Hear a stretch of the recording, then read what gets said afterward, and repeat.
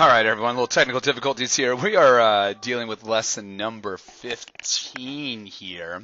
The big difference here is now we're involving area problems. So before, we were kind of in a way talking about perimeter. We're talking about the length of this, the distance around this. That's all perimeter ideas. So with area, there's definitely a connection between our scale factors. And that's what we're going to look at today. So we're going to kind of fill in the chart here. Let's see what we got. In drawing number 1, what's the length of one of the sides there? Well, we can see in drawing number 1, the length is 3. So let's put that in there. In drawing number 2, the length is, it's a 9. That's there. So they want the scale factor as a fraction and then as a percent. So the original, so drawing number 1, that's why the 3 is going to be in the denominator. That's why the 9 is going to be in the numerator. And then when we go ahead here as a fraction, well, it's 3. Okay, even though it's could you put 3 over 1? Yeah, but 3, that buys it there because it's a whole number. That's the reason why. And then as a percent, that would be 300% that we're after. Okay, so no big deal. Now, watch what happens with our area. So what's the area of drawing 1? Well, that would be 3 times 3, and that's how you would get your 9. For the other one, it would be 9 times 9, which is how you get your 81. So when we're doing our scale factor, it would end up being 81 over and then your 9. Sorry, little problems here as it's bouncing around the screen. So when we write that as a fraction, that would give you 9. 81 divided by 9 is 9, which as a percent, that would be 900% that we are after. So we're going to watch for patterns here. So you see down there your scale factor. They're saying, what's the scale factor? Well, the scale factor here is going to end up being 3. And again, we're getting from this. This should be more specific. It should be a scale factor of the sides. And then over here, they want the quotient of the areas. Well, that's where we had the 81 divided by 9, and that's where we ended up with a 9. So 3 and 9, those are going to be important numbers to look back at. Let's look at the very next one that we're after. We got ourselves some circles that are here. So remember, to find the area of a circle, it is pi times radius squared, but we're not actually going to have to get too involved with the pi here, and we'll show you why. First of all, drawing the radius. So drawing 1, the radius, if we count a 1, a 2, a 3, a 4, so yeah, we get a length of 4. In drawing 2, let's count a 1, a 2, a 3, a 4, a 5, a 6, 7, and it's an 8.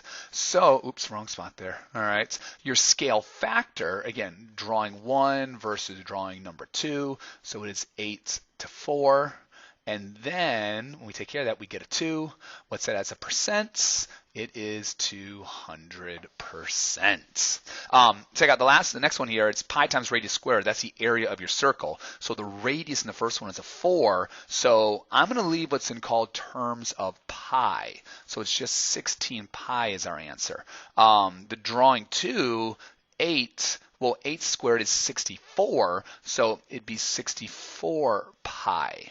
Now, the reason why I'm leaving in terms of pi here is because watch what happens when I come up with my scale factor.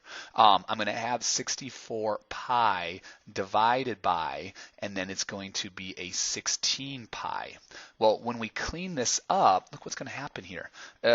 Anything divided by itself is 1. So when the pi's divide by a pi, it's 1. It's not there anymore. It's almost like it's gone, almost as if they have canceled out. And then 64 divided by 16, that gives us a 4. So that means our percent there would be 400%. So again, what's your scale factor? Well, our scale factor, again, scale factor of the radius here, in other words, the length here was a 2, whereas the quotient of the areas actually gave us a 4. All right, again, important. Let's remember that. We got one more that we're going to see here. This will go by a little bit faster, but they want to show you the opposite direction here. So, yeah, the side's 12. Yeah, the side's 6. How did I know that? Well, they told me. All right. So when we do this, 6 to 12. All right. When we simplify that out, well, that's going to be a half, which means as a percent, it is 50%. So again, it makes it smaller. The area, 12 times 12, it's 144. 6 times 6, that's 36. So when we write it out, it's 36 over, and then you're 144. When we clean this up, when we clean up this fraction, 36 actually fits into 144 evenly. It goes in exactly 4 times. So it does become 1/4. Now I can get that by dividing by 2 and kind of taking it down from there. I can use my calculator and change it to a decimal, then change it back. All those things are going to work. So from an area standpoint, it's 25%. So watch what happens here. Your scale factor for your side. Scale factor for the side was a half. The quotient of the areas, oh my goodness, 1/4. So here's what we're after, the conclusion-wise. All right, big drum roll, big excitement, please, as it comes down to it. Are you seeing any sort of particular pattern between our numbers that we've got? Remember, we had a 3, we had a 9, we had a 2, we had a 4, we had a half, and we had a 4th. Are you do you see something that's going on there? Are you noticing something like, geez, I don't know. I was really looking for the drum roll sound effect here, people. Let's be honest with you. All right, never mind. All right. What happens when you square 3? Yeah, 9. What happens when you square 2? Yeah, 4. What happens when you square a half? Yes, you do get a 4th, because remember, that is 1/2 times 1/2. That's why it is 1/4. So the big conclusion here is if you take your scale factor, all right, and then you square that, it's always going to end up giving you, all right, the quotient of the areas. And that quotient of the areas is important because that, when it comes down to it, that's your scale factor of areas. So that's how we're going to end up using it. So what this allows me to do is it allows me to figure out areas without actually calculating the areas. We can just go ahead and use this idea of squaring the scale factor.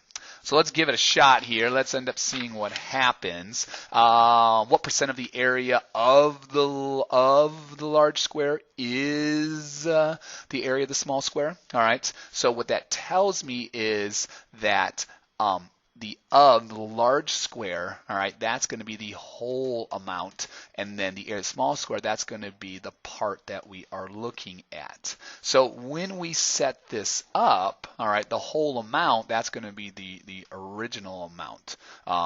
So when we do this, you're going to have 1/5.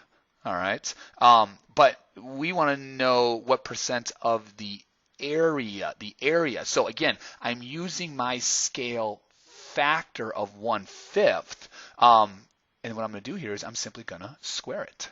So when I do that, I get 1/25, which is 400ths, which means that it's going to be 4%. So it's 4% of the entire size. And so that's the big thing that we're working for here is, again, I didn't have to calculate any sort of area. I just take the scale factor and I square it. That's going to give me the percent of this. So this is 4% of the other one. Now, again, the long drawn out process of this, 5 times 5, 25. 1 times 1 is 1. Look who showed up. 1/25. Oh my goodness. Yeah. So again, it's an alternate way. It's a faster way. It's just another connection. That's why we're looking at it there. Let's not worry about this. I don't like the wording on that. I think it's more confusion of the wording, and that's not what we want to do. Let's go ahead and let's look at example number 3 here.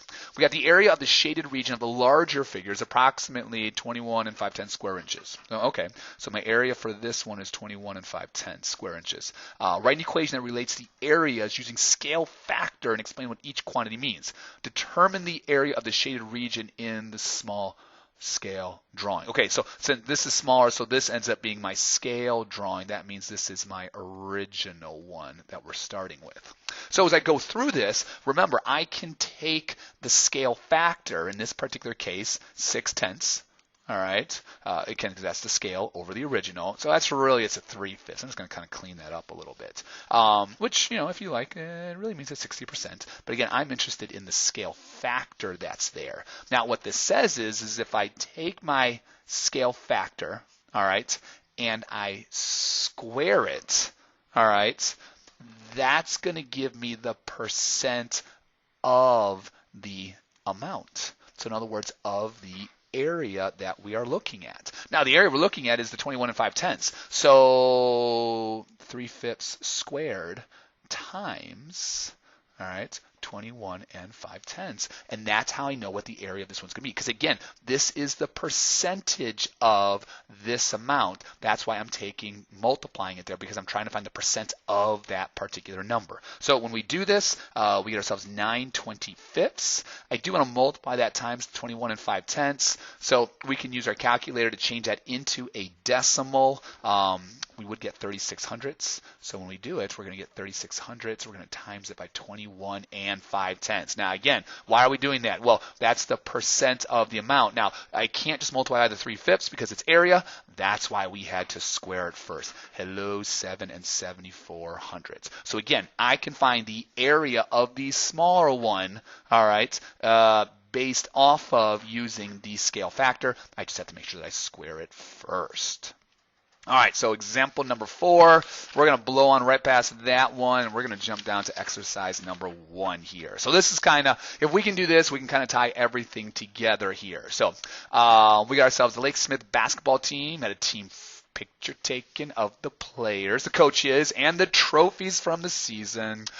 The picture was 4x6, so 4x6. All right. The next thing that we've got here is they decided to have it enlarged to a poster and then enlarged to a banner. So this is our picture. They did then get it to a poster, and then they did then get that onto a banner. All right, which they did tell me was 48 inches by the 72 inches. So I did sketch the drawings to illustrate the original picture and the enlargement. So again, we're just kind of showing our work that we've got here. All right.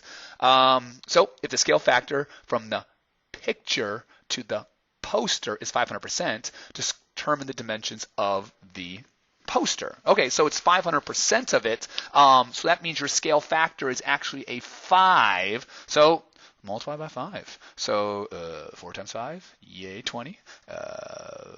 6 times 5, hello, 30. We've got it there. So it is 20 inches by 30 inches. So I'm going to come on up here and fill that in now, just because I might need to use that for other problems. All right, so almost as if I've done this before. Okay, so what's the scale factor? What scale factor is used to create the banner from the picture? So banner from the picture there. So if we're going from the banner, so from the picture. So the big thing here is be careful. Banner from, I'm not a fan of this wording. That means you're going to go from the picture to the banner. So we did have a 4x6, all right, and then it did become 48 by 72. So it doesn't matter which one we grab. You could grab the 72 to the 6, or you could grab the 48 to the 4. Doesn't make a difference. Either way, you're going to get 12. And again, to create the banner from the picture, that means we're starting off with the picture here. So we do get a scale factor of 12, which is fine. If we want to write it out as a percent, I would take 1,200%. Either one I'm going to take from you because they're both accurate. So what percent of the area? Oh my goodness. Here we go, people. This is it. This is the one that we've been waiting for. What percent of the area of the picture is the area of the poster? Okay, so the first thing here is I need the areas there. And they want me to use my scale factor and then by finding actual areas. And this goes back to what we did towards the beginning. So I'm going to find the actual areas first. This is kind of like the old school way of doing it. So if I find the area of each of the posters, one's 4 times 6, so that'd be 24. The other one there is 20 by 30, so 20 times 30, which means it's going to be 600. Now, because the part to the whole, what percent of the area of the picture is the area of the poster? That means the original amount is the whole amount, and that means it's of the picture that we've got. So I'm going to take my 24 and put that in the denominator, put my 600 up on top, and when we do this, we get ourselves 25. all right, which would mean 2,500%. Now, that is the answer that we are after there, all right, because, again, they want to know what percent of the area. So it is 2,500%. Now, what we can also do is we can come over here. Didn't we already know from a previous problem it was already 500%? Right, didn't we? Aha. So the whole idea is this. Change it to the scale factor, all right, and then square it. What do you get? 25. Whoa, there it is. So again, if you want to change it as a percent, 2,500%. So again, this problem we love because it shows us both of the techniques. We did justify, in other words, show, all right, using the scale factor, which I did. That was scale factor over here. And then by finding the actual area that we are dealing with. All right, so last problems that we've got here, write an equation involving the scale factor that relates the area of the poster to the area of the picture. Okay, so write an equation. Well, we've actually done this already. The area would be 25 times P. All right, now here's what we got to watch for because P is that for poster, P is that for picture. Let P equal picture. All right. All right, and the A is going to be the area of the poster. And this is the idea, is all you got to do is multiply by it and you're going to find it. So let's go down to F. Assume you started with a banner and wanted to reduce it to the size of the poster. What would the scale factor as a percent be? Okay, so let's see here. We've got the 20 over the 48. Now, where's that coming from? Well, we've started with the banner, so the banner is 48. Reduce it to the size of the poster, so that's the 20. Now, I could have used the 30 over the 72 because those are corresponding measurements as well. It doesn't matter. Either way, I'm going to get myself 5/12. All right, so as a percent, this actually ends up being 41, and your calculator would say 6/10 repeating, which is 41 and your 2/3%. Yeah, for some of them, we just have to be familiar with our repeating decimals. So hopefully you've started to pick up on a few of them. And yeah, 6/10 repeating is 2/3. So again, this is just scale factor. They didn't talk about area at all, and that's the key thing, is they just want to go from this banner to this banner, so no squaring that's involved. What's the scale factor that would be used to reduce the poster to the size of the picture? So we're going from the poster to the picture. So you could choose a 6/30, all right, because again, we're starting with the poster, we're going down to the picture, or you could choose a 4 to a 20. Either way, you're going to get your 1/5, and so that's going to give you your 20%. So again, kind of ties things back to what we were seeing before, but that's an excellent problem. That's the one that kind of summarized the entire section that you've got. That's it for now, all right? You don't have to do anything else because we're done for tonight.